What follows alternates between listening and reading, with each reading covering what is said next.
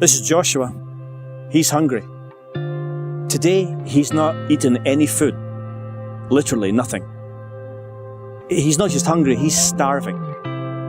In all reality, Joshua will die of hunger-related disease, maybe not today, but not that too long in the future.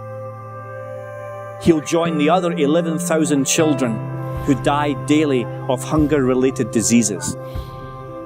Now, Joshua is not in some barren desert like the Sahara where there is no food. Literally, a 5-minute walk up this hill, there's a small supermarket where you can buy as much food as you really want or would need. Joshua's issue is that he's an orphan. His guardian neighbor is trying to raise her own 3 children by herself and then also look after Joshua and his little sister. But she has no job. How do you put food in the belly of your own children, let alone your dead neighbor's children? She tries, but what's her chances? She's got no education, she's got no unemployment benefits, she's got no social security. It's not that she's fallen through the cracks of the system, there is no system. She literally has no way to put food into Joshua's belly.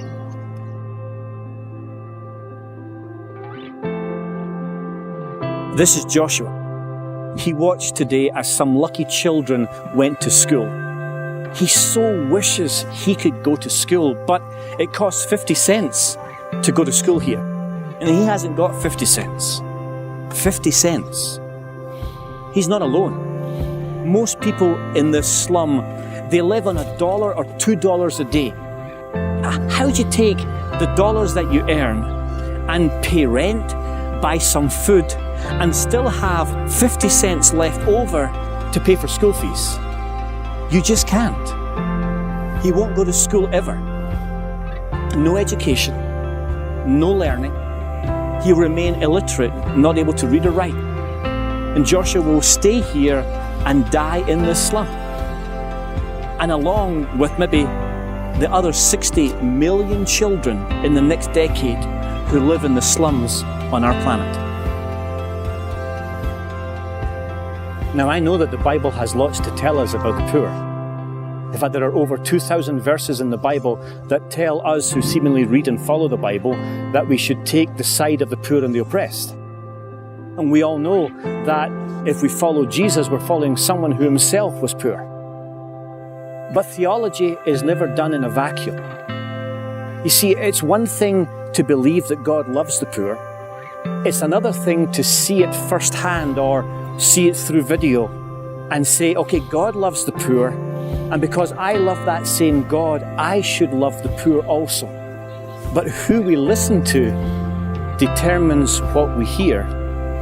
Where we stand determines what we see. What we do determines who we are.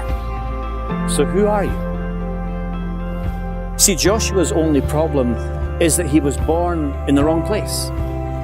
He didn't choose to be born here.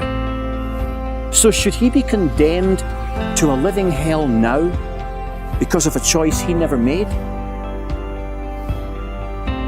And now something else is about to happen to Joshua and his family.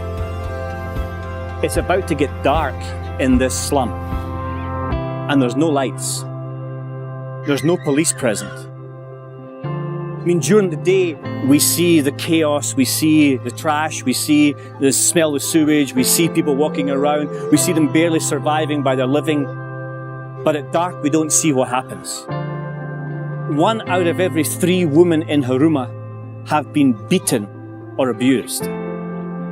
Nearly 1 out of 2 10-year-old to 19-year-old girls, 45% of them, have been raped in this slum.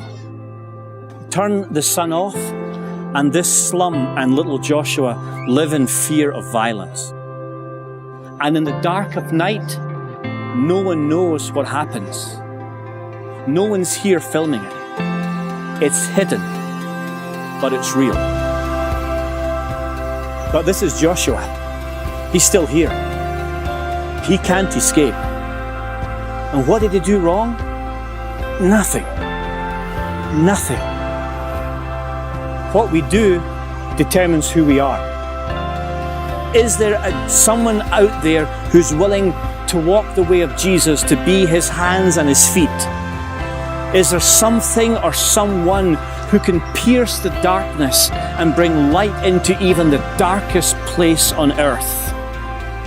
So here's the good news. There are some incredible people who live in this slum who are walking the way of Jesus to help Joshua, to give him food, to give him a safe place to grow up, an education to empower him. You know, for 17 cents, food can be put in his belly.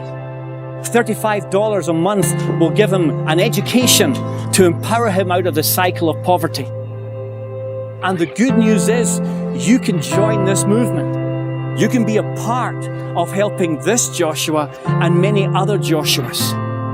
Join the movement to kick extreme poverty off the face of the planet and live out the gospel of Jesus Christ in a most powerful, real way.